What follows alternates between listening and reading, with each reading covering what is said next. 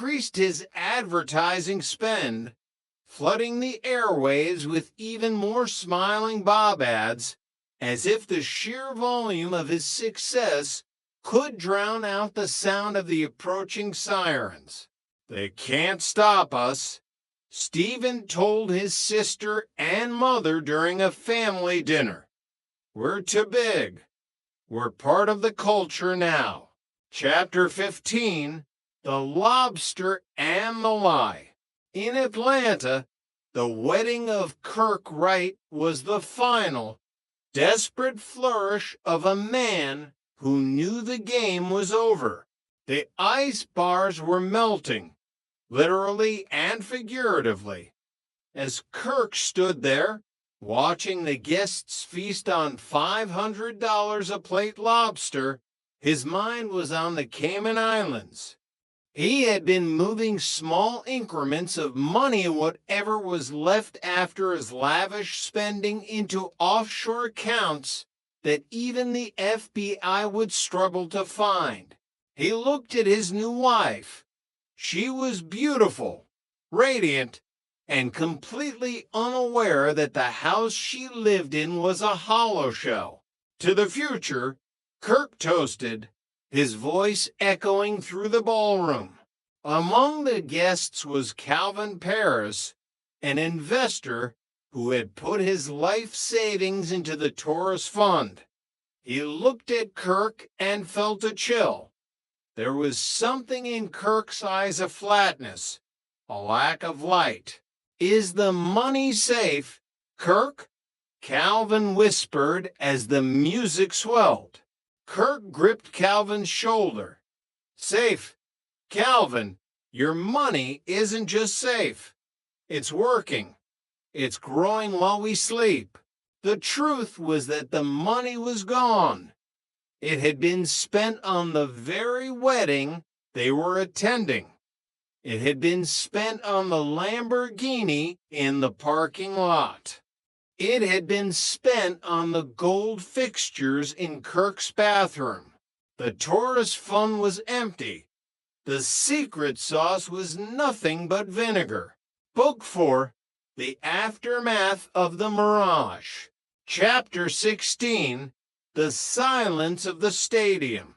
When the news of the IMA collapse broke, it didn't just hit the financial pages.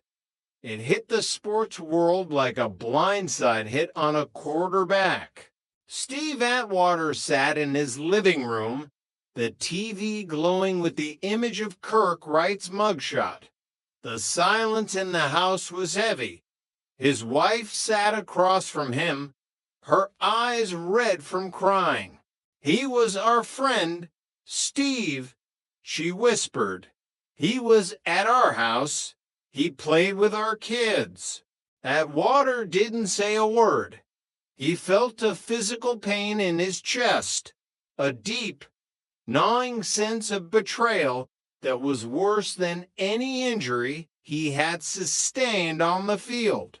He had trusted a man with his family's security, and that man had treated it like a casino chip. He wasn't the only one. Hundreds of retired players' men who had sacrificed their bodies for the game were now facing a reality where they had nothing. No pensions, no savings, no legacy. The locker room pipeline had become a pipeline to poverty. Chapter 17, The Long Walk. For Stephen Warshak, the transition from CEO to inmate 40,231 was a slow, agonizing descent. The arrogance didn't leave him all at once. For the first year of his sentence, he still talked as if he were running a company. He tried to manage the other inmates. He tried to negotiate with the guards. But as the years stretched on, the reality of a 25-year sentence began to sink in. The smiling Bob ads were gone. The money was gone. His family was shattered. His mother and sister had been caught in the legal dragnet he had created. He sat in the prison yard, staring at the gray walls, and for the first time in his life, he was silent. There were no more hooks, no more scripts, no more phantoms like Michael Johnson. There was only the truth of what he had done. He had built a monument to greed on the backs of the insecure and the elderly. He had sold a smile, and in the end, he was the only one who wasn't laughing.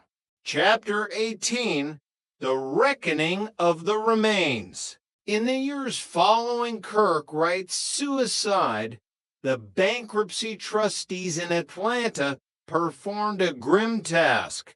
They picked through the wreckage of Ema like vultures on a carcass. They sold the cars. They auctioned the mansion. They even sold the bars of ice or what was left of the equipment that made them. But when all was said and done, the victims received pennies on the dollar. Bob and Ellie Price, the couple from Michigan who had been scammed by Berkeley, never saw a full refund. They moved into a smaller house. They learned to live with the bitterness, but the trust they once had in the American dream was gone forever. Ryan, the man who stood up to Rorschach in the class action suit, felt a hollow victory. He had won his $17,000, but the years of stress and the loss of his dignity could never be repaid. It wasn't about the money, Ryan said, staring at the small check. It was about the lie. They think we're just numbers. They think we're fish in a barrel. Well, this fish had a hook of his own. Chapter 19, The New Smiling Bob. The irony of the American mirage is that it never truly disappears. It just changes its shape.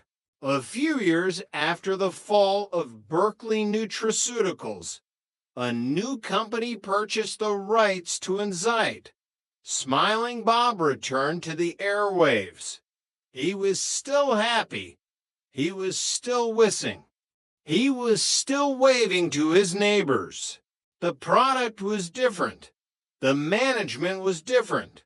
But the fundamental premise remained: the belief that a better life is just one pill, one investment, or one secret sauce away. As long as there is insecurity, there will be someone willing to sell a solution. As long as there is greed, there will be someone willing to sell a dream. The funny money still flows. It just finds new pockets to fill. Chapter 20, The Final Whistle. The story of Stephen Rorschach and Kirk Wright is more than a true crime tale. It is a cautionary fable for the 21st century. It reminds us that the most dangerous predators don't always wear masks. Sometimes they wear bespoke suits. Sometimes they have Harvard degrees. Sometimes they just have a really, really big smile. As the sun sets over the Ohio River and the skyline of Atlanta continues to grow, the echoes of the funny money remain. They are heard in the quiet conversations of defrauded retirees. They are seen in the empty seats of stadium boxes once filled by hedge fund kings.